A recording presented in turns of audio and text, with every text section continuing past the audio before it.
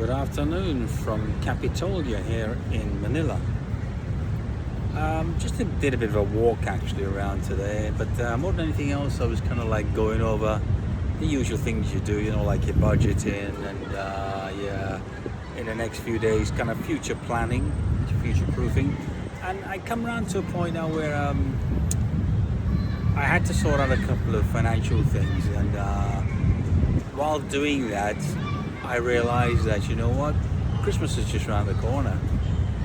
And not only that, there seems to be a lot of talk and a lot of, by checking online and researching online, a lot of fears about a cataclysmic situation that's due to happen here in Manila. Now, it's a tough one and I'm not sure where to go with this, but I'm kind of like in the throes of awful lot of deep searching and deep thinking about what I should do next. Let me explain.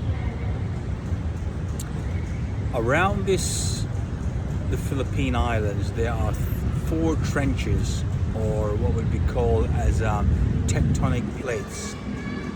I don't know all the names. I can't recall that anyway, but I know one of them is the Manila Trench, which is the one closest to Manila stroke Quezon.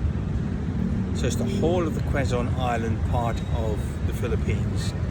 And this trench, or the tectonic plates, runs from the southern end of South Korea, South Korea, all the way down past the top end of Quezon and down through Pasig, through Manila, and out through the bottom of Manila, right?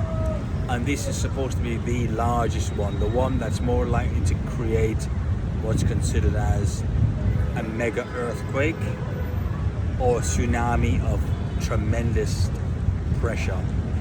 I think they've even graded it as a very, very likely situation of between 8.5 to 9 on the Richter scale earthquake. Now this is shit scary, right? Because I'm here, and I mean, more than anything else, there's all these other people here living in the most congested area, almost congested island of the Philippine Islands, Manila, you know, Quezon. And reading and do some more research on this, it shows me that there's an awful lot of these buildings here that are not designed to take on even a 5.5 quake. And we are looking at an 8.5 upwards that's going to hit the whole area, the whole of the Quezon area, the whole of the Manila stroke Quezon, from the top end of the island all the way down through the bottom end, right? Culacan, it's going to be hit. Now, again, we don't know exactly when, because these things don't have a time stamp on them to tell you when it's going to happen, but all the predictions would suggest it's not far off. I'm not sure if it's the next couple of weeks, couple of months before Christmas, but it looks to me there's an awful lot of activity going on down there, because we're getting slight tremors, and they're saying that the tremors have stopped, but that's not a good thing, because when the tremors stop means it's preparing for a big mega one. And they said if this was to happen within 20 minutes of this earthquake, a tsunami would then follow. We're looking like probably, what they say, like 20 meters high, 30 meters high. That's what? That's a meter, 3.1 feet. Times that by 20. It's a fucking serious height there, right? And I think more than anything else is that you think about all these people living here, these ordinary people, not the ones that are living in the fantastic new buildings that can probably withstand that kind of power, right? But all the ordinary people living in the streets, living in their smaller shacks on the outskirts of Manila, those who are probably even on the streets, they're going to be in for some serious trouble, man. I mean, so will I, because I'm living in a 10th floor. I wouldn't say it's a modern building, but it's at least 10 years old, and it's got that very old, it's solid brickwork, but that's not going to stand anything against a tsunami with that factor of power, you know, or even the earthquake itself can crumble everything. But I don't know if you guys have been following, but certainly the other three of these tectonic plates I mentioned has already erupted one way or another, you know. We've had the earthquake across the whole of Davao. Buildings have crumbled. I think over like 100 people have been killed, injured, and they're still going through tremors right now as we speak. They're having tremors. And that's also another tectonic plate which is in the Mindanao area above Davao, which is part of Mindanao anyway, but higher up in the northern region. There's one that was happening. I had a friend, she said to me that they've had a huge thunderstorm that's like wiped out, ripped trees out of the ground, heavy fall, like for about, I think it's like 3 or 4 days, and it's like 3 meters high water in most places down there. Depends, I think it was like Naga del Azur and places like that, which is the other part of. But it's scary. I'm in a situation where, I mean, I can pack up and leave, but pack up and leave and go where exactly? I don't want to go back to the UK. I don't want to go to Vietnam, which again, Vietnam is in that line of that path of this tsunami should it happen, right? All of that area there on the eastern front, sort of like we're on the west here in Manila, on the east, no, west, no, south, I think the southern side, the whole of China, Shenzhen, Hong Kong, Vietnam, and maybe further down, they're going to be hit by this as well, because it's right down that red zone. It's called the red triangle, or the red line, which is the China seas on over to the Philippines, and then back all the way to the other side of Vietnam, like I said. But it's not looking good. Really the upshot of this is that what happens next? Because if this happens, and as we've seen here in certainly Davao and Mindanao, they're still pulling people out of the ground, pulling people out of rubble. And I think that's nowhere as congested and heavily compressed building-wise as here. There are older buildings there, of course. They probably took a bigger hit and crumbled easier because they're probably, we're talking like probably 20 years old, most of those buildings there. Here, there's a combination of modern and older stuff, but I would say if you're looking at the Metro Manila area in particular, there's a lot of old buildings there. And even the new ones, I'm saying new, we're talking 10, 15 years ago, they're probably not going to handle it anyway. They're not going to handle that tremor.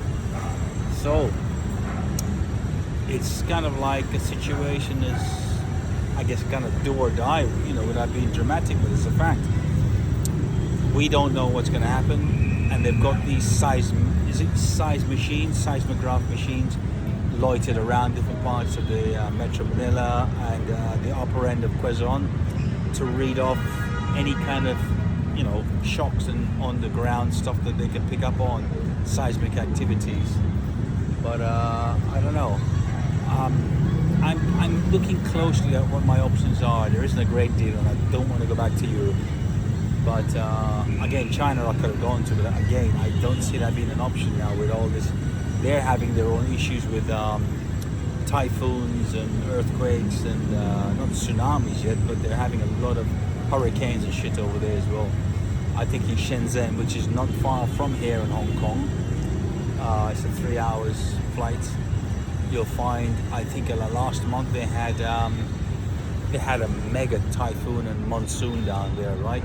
Kind of monsoon weather, hurricanes. And I think now the government's actually extracted over 400,000 people in Shenzhen city because they're expecting more.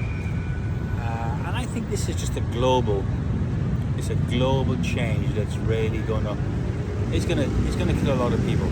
It's gonna demolish a lot of, you know, cities, certainly towns and small villages. They're gonna be wiped out. And who knows, I mean, from what I'm reading as well, is that if this thing is as mega as it is, this one here on these 4 trenches that sit literally below the whole of the Philippine Islands, the Philippine Islands are just underneath it. If these things were to all interact at the same time and erupt, you could see the whole of the Philippine Islands disappearing. Some will be pushed up, some will go under, that's what they say. And all the new tectonic plates that want to push upwards will come up. Those that are already on the top, as most of these islands are, they will sink. So, you know, it's a serious shit scare position in time. Anyway, guys, I just wanted to relay this information for those of you who are not in the Asia Pacific area. You're not going to be affected by this, but I think even, to be honest, again, from the information and news about Russia's had a few volcanoes and earthquakes happening there as well, so that's unusual there as well, but they're having that. And I think they've got 4 major dormant volcanoes that are now starting to seep and starting to become active. So this is something that geographically, holistically, going through some kind of serious, deep, on-the-ground changes. This may be part of the ecosystem changes, but it could just be a cycle that just happens to be this time now that has come to that point where changes are being acted on. The planet is going through changes, and the planet is going to do what it has to. And for us, specky items or insignificant, we're going to feel its wrath. So all this stuff about Gaza and Venezuela and Trump and these idiots who are creating wars or unnecessary killings and deaths, this could be something bigger than it is bigger than them. It's bigger than all of us, and I'm not sure if it's going to even wake them up. It's just a situation that's going to happen, and we're all going to have to just bend to it. We're all going to have to accept what comes with that.